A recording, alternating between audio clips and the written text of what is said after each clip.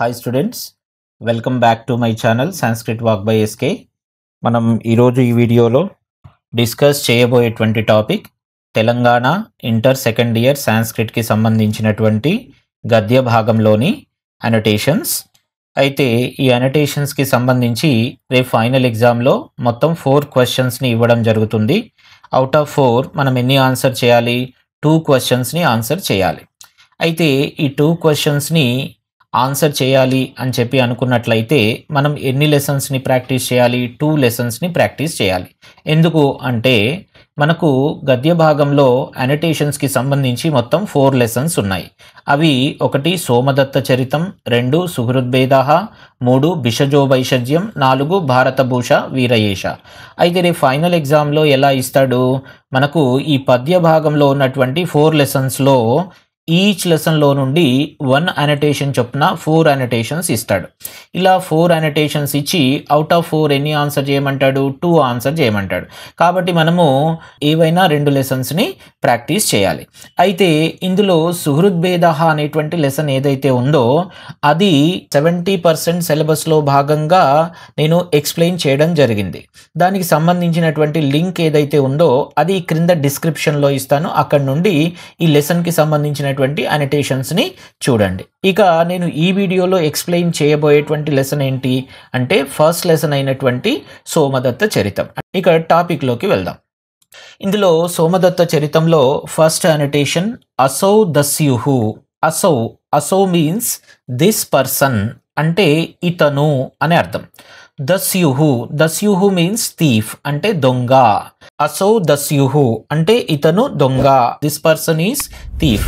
అయితే ఈ సెంటెన్స్ అనేటువంటిది మనకు ఏ కాంటెక్స్ట్లో వస్తుంది, ఏ సందర్భంలో వస్తుంది అంటే ఇందులో రాజవాహనుడు అనేటువంటి ఒక రాజు ఉంటాడు. అతనికి సోమదత్తుడు అనేటువంటి ఒక స్నేహితుడు ఉంటాడు. ఒకరోజు ఆ సోమదత్తుడు ఏం చేస్తాడు?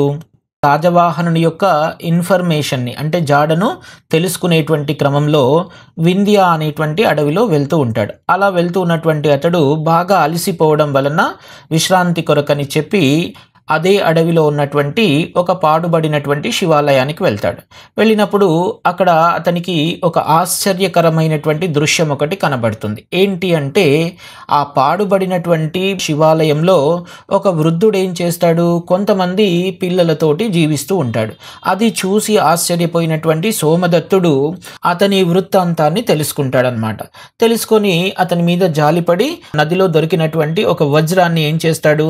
జాలితో ఆ వృద్ధుడికి ఇస్తాడు. వృద్ధుడికి ఇచ్చిన తర్వాత ఆ వృద్ధుడు ఏం చేస్తాడు? ఆ వజ్రాన్ని తీసుకొని అడవిలోకి వెళ్తాడు. అలా వెళ్ళినటువంటి వృద్ధుడు కొంత సమయం తర్వాత మత్తకాలుని యొక్క భటుల చేత బంధింపబడినటువంటి వాడై, అంటే అరెస్ట్ చేయబడినటువంటి వాడై తిరిగి సోమదత్తుడి దగ్గరికి వస్తాడు. సోమదత్తుడి దగ్గరికి వచ్చేటువంటి సమయంలో తనను బంధించినటువంటి మత్తకాలుని యొక్క భటులతోటి ఆ వృద్ధుడు ఇలా అంటాడు. ఏమంటాడు అనంటే, ఈ వజ్రాన్ని దొంగిలించింది నేను కాదు, అక్కడ కూర్చున్నటువంటి సోమదత్తుడు. ఎందుకనంటే అసౌ దస్యుహు, నేను దొంగను కాదు, అతడు దొంగ అని చెప్పి అంటాడనమాట. ఆ కాంటెక్స్ట్లో ఆ సందర్భంలో ఈ సెంటెన్స్ రావడం జరుగుతుంది. ఇక కవి పరిచయం చూడండి. కవి పరిచయం ఏంటి? ఇదం వాక్యం సోమదత్త చరితం ఇతి పాఠాత్ స్వీకృతం. ఇదం వాక్యం అంటే ఈ వాక్యము, దిస్ సెంటెన్స్ సోమదత్త చరితం ఇతి పాఠాత్, ఫ్రమ్ ద లెసన్ సోమదత్త చరితం. సోమదత్త చరితం అనేటువంటి పాఠ్యభాగం నుండి స్వీకృతం అంటే టేకెన్, అంటే తీసుకోవడం జరిగింది. This sentence is taken from the lesson Somadatta Charitam. కవిహి, నేమ్ ఆఫ్ ద పోయెట్, అంటే కవి దండి మహాకవి. గ్రంథః means name of the book, అంటే గ్రంథము. దశకుమార చరితం అంటే దశకుమార చరితం. ఇక నెక్స్ట్ సందర్భం. ఎవరన్నారు ఈ మాటలను? వృద్ధుడు అన్నాడు. ఎవరితో అన్నాడు? మత్తకాలుని యొక్క భటులతో అన్నాడు. కాబట్టి సందర్భం ఏమవుతుంది? వృద్ధః అంటే వృద్ధుడు, ఓల్డ్ పర్సన్. బటాన్ ప్రతి మీన్స్ టు ద సోల్జర్స్, అంటే భటులతో. ఏవం అవదత్, సెడ్ లైక్ దిస్, ఈ విధంగా అన్నాడు. Old person said these words to the soldiers, అంటే వృద్ధుడైనటువంటి ఆ వ్యక్తి భటులతో ఈ విధముగా అన్నాడు. నెక్స్ట్ భావము. వృద్ధః అంటే వృద్ధుడు, ఓల్డ్ పర్సన్. సోమదత్తః ఏవ చోరః, అంటే సోమదత్త వాజ్ ద థీఫ్, అంటే సోమదత్తుడే దొంగ అని అవదత్ అంటే అన్నాడు. నెక్స్ట్ సెకండ్ క్వశ్చన్ చూడండి. యూయం మమ వయస్యా ఇది నిర్దిష్టమేతైః బటైః. యూయం మీన్స్ యూ అంటే మీరు, మమ వయస్యా మై ఫ్రెండ్స్ అంటే నా స్నేహితులని, నిర్దిష్టం ఏతైః బటైః. ఏతైః బటైః అంటే దీ సోల్జర్స్ అంటే ఈ భటుల చేత నిర్దిష్టం మీన్స్ సెడ్ అంటే చెప్పడం జరిగింది. The soldier said that you are my friends, మీరు నా స్నేహితులని ఈ భటులు చెప్పిరి అని అర్థం అన్నమాట. ఇది ఏ కాంటెక్స్ట్ లో వస్తుంది ఈ సెంటెన్స్ అంటే, ఎప్పుడైతే ఆ వృద్ధుడు ఈ వజ్రాన్ని దొంగిలించింది తాను కాదు సోమదత్తుడు అని చెబుతాడో మత్తకాలుని యొక్క భటులతో, వెంటనే మత్తకాలుని యొక్క భటులు ఏం చేస్తారు, అతనిని బంధించి అతన్ని అరెస్ట్ చేసి వాళ్ళ రాజ్యమైనటువంటి లాట దేశానికి తీసుకొని వెళ్తారు. తీసుకొని వెళ్ళి ఆ లాట దేశంలో ఉన్నటువంటి ఒకనొక కారాగారంలో బంధిస్తారు, అంటే జైల్లో బంధిస్తారు. అలా బంధించేటప్పుడు తనను ఎందుకు బంధిస్తున్నారు అనేటువంటి విషయం అర్థం కానటువంటి సోమదత్తుడు ఏం చేస్తాడు, ఆ భటులను అడుగుతాడు అన్నమాట. ఏమని అడుగుతాడు, అసలు మీరు నన్ను బంధించడానికి లేదా అరెస్ట్ చేయడానికి గల కారణం ఏంటి అని చెప్పి అడుగుతాడు. అడిగినప్పుడు ఆ భటులు దానికి సమాధానం చెప్పకుండా అతనితోటి ఏమంటారు అంటే, ఇక్కడ లోపల ఉన్నటువంటి వాళ్ళందరూ కూడా నీ స్నేహితులే కాబట్టి వెళ్ళి వాళ్ళనే అడుగు, వాళ్ళే నీకు మేము ఎందుకు బంధించాము అనేటువంటి విషయాన్ని చెబుతారు అని చెప్పి ఆ భటులు అంటారు.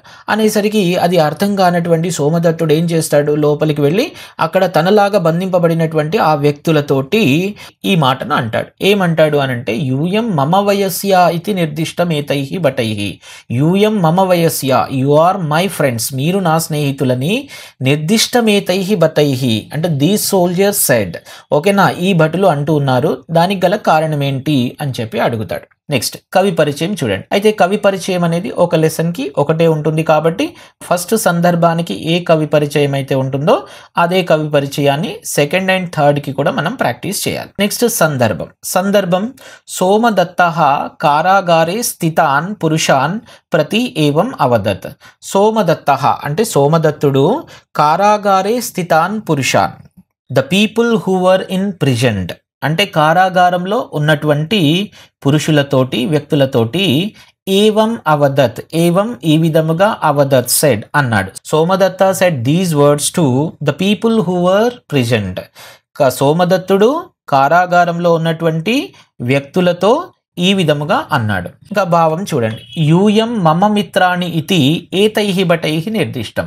యూయం అంటే యు, మీరు, మమ మిత్రాణి ఇతి అంటే మై ఫ్రెండ్స్ అంటే నా స్నేహితులని, ఏతైః బటైః నిర్దిష్టం అంటే దీస్ సోల్జర్స్ ఇన్ఫార్మ్డ్ మీ, ఈ భటులు అన్నారు. These soldiers informed me that you were my friends, మీరు నా స్నేహితులు అని చెప్పి ఈ భటులు అంటున్నారు, దానికి గల కారణం ఏంటి అని చెప్పి అడుగుతాడు. నెక్స్ట్ థర్డ్ క్వశ్చన్ చూడండి. లాటపతిః కః తేన మైత్రీ కా. లాటపతిః కః, లాటపతి means king of the Lata అంటే లాట దేశానికి రాజు. కహ అంటే ఎవరు, who is the king of Lata, Lata దేశానికి రాజు ఎవరు.